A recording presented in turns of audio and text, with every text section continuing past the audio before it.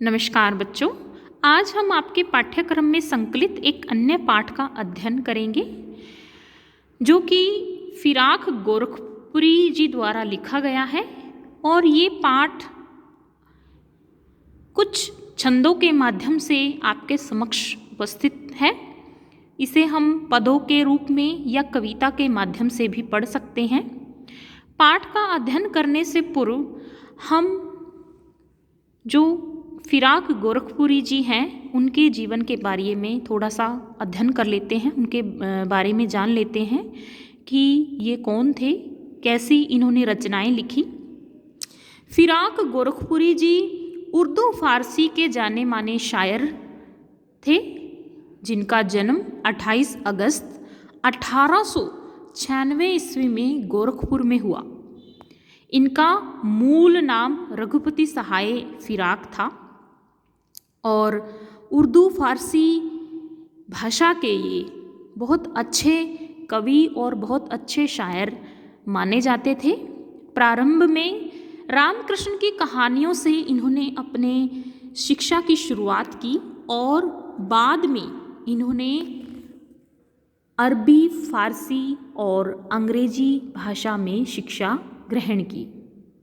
1917 ईस्वी में ये डिप्टी कलेक्टर के पद पर इनका चयन हुआ, परंतु उस समय स्वतंत्रता आंदोलन में भाग लेने की वजह से इन्होंने 1918 में अपने इस पद से त्यागपत्र दे दिया। चित्र में हम देख सकते हैं फिराक गोरखपुरी जी का चित्र यहाँ पर दिया हुआ है, जो कि उस समय के जाने माने शायर थे और भारतीय स्वतंत्रता संग्राम में हिस्सा लेने वाले एक प्रमुख स्वतंत्रता सेनानी के रूप में भी हम इनको देख सकते हैं। और 1920 में आंदोलन में हिस्सा लेने की वजह से इन्हें 1.5 वर्ष की जेल भी हुई।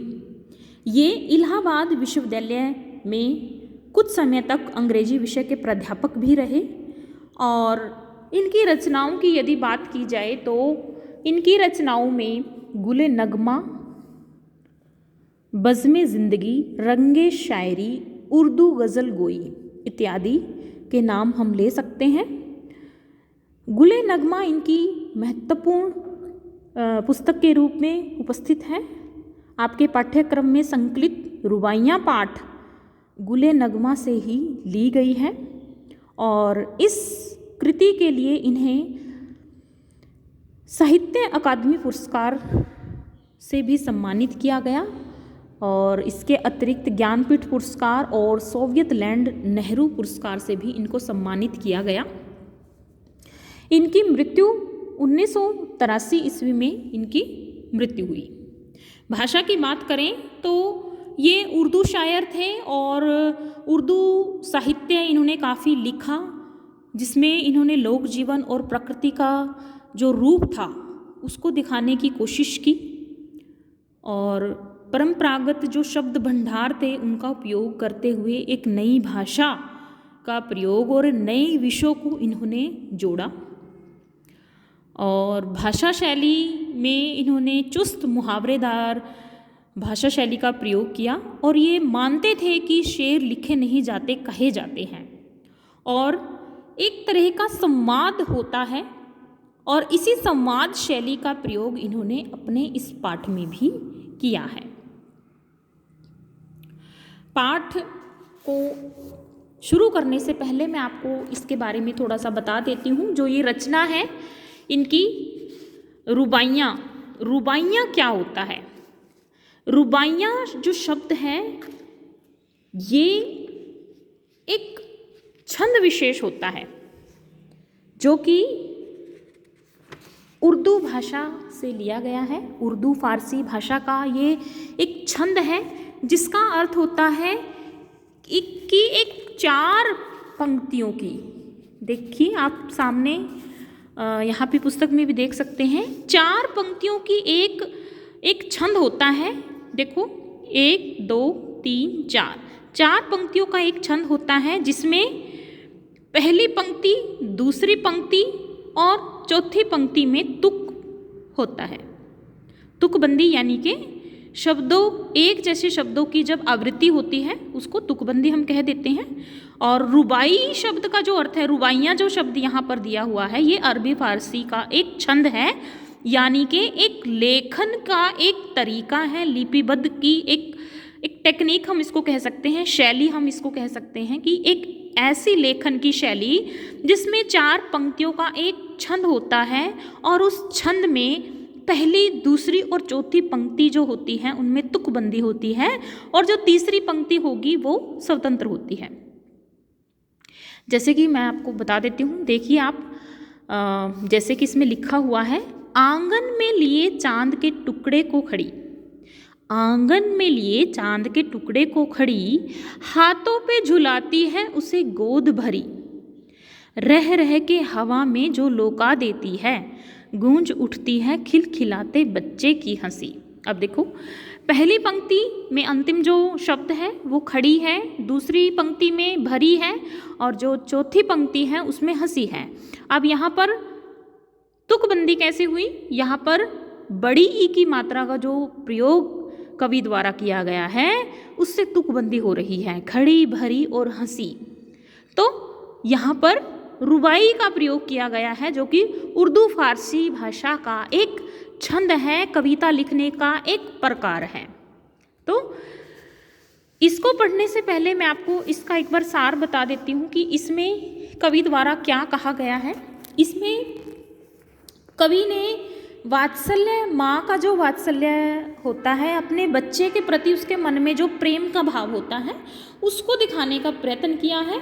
माँ अपने बच्चे को लेकर आंगन में खड़ी होकर अपने हाथों से प्यार से उसको झूला झुला रही है और वो उसको बार बार हवा में उछाल देती है, जिसके कारण बच्चा खिलखिलाकर हंस उठता है और फिर वो उसको साफ पानी से नहलाती है, उसके उलझे हुए बालों में कंघी भी करती है।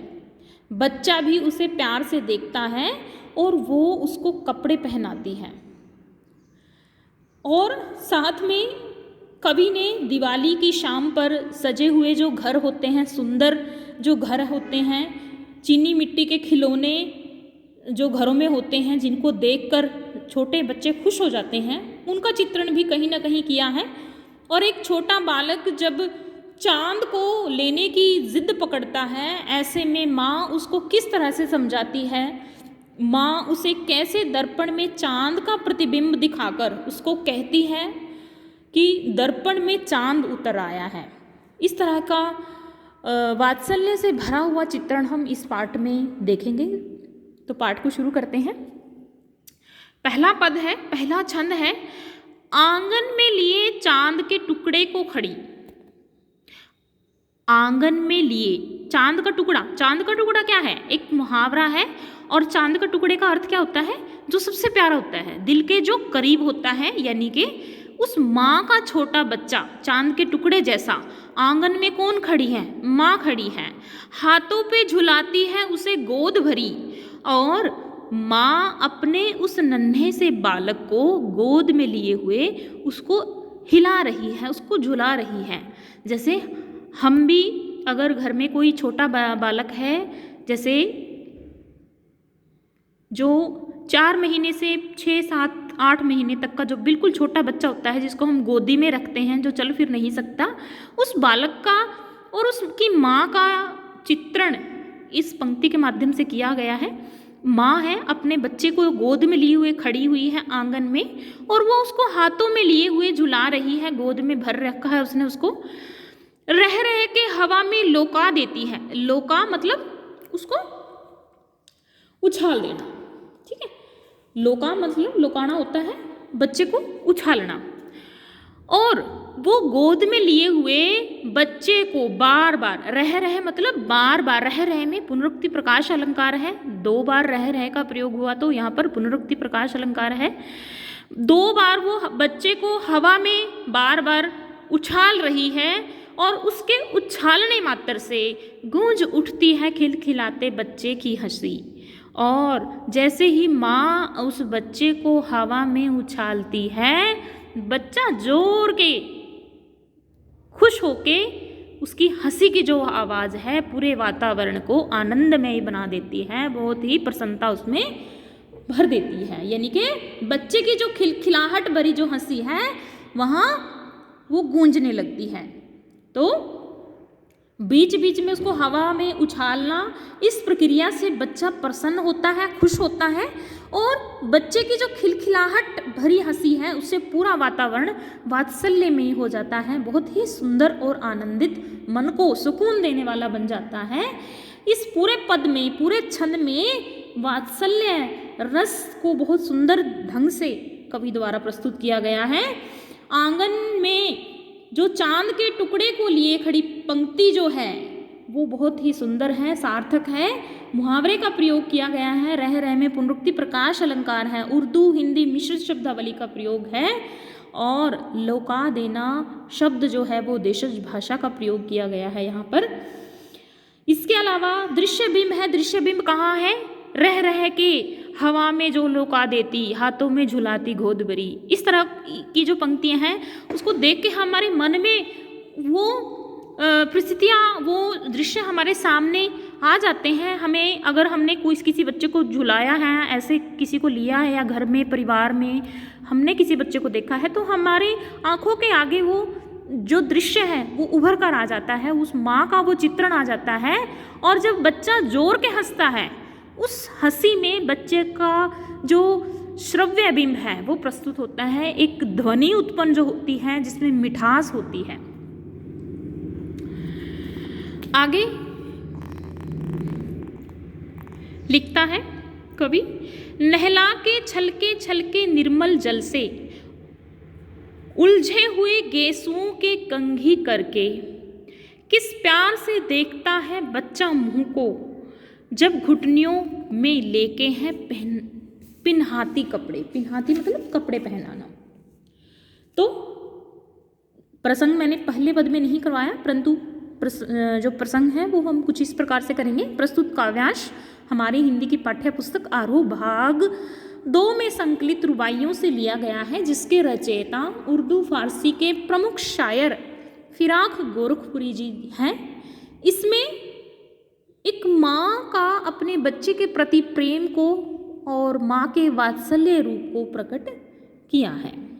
यहाँ पर शायर कहता है, कवि कहता है कि नहला के छलके निर्मल जल से माँ अपने बच्चे को निर्मल मतलब स्वस्थ जल से नहलाती है।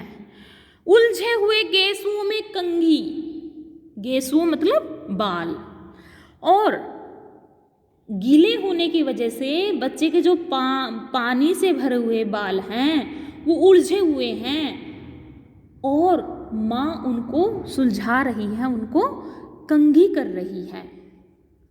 किस प्यार से देखता है बच्चा मुंह को, और ऐसे में जो बच्चा है बहुत प्यार से अपनी माँ के मुख को निहारता है।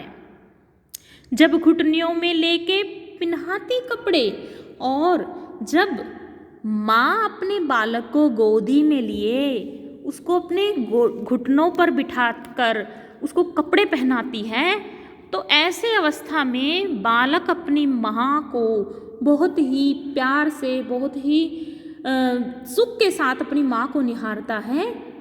तो कहीं ना कहीं माँ के स्नेह का एक स्वाभाविक सा चित्रण होता है यहाँ पर। और छलके में पुनरुक्ति प्रकाश अलंकार है, कंघी करके में अनुप्रास अलंकार है, रुबाई छंद है।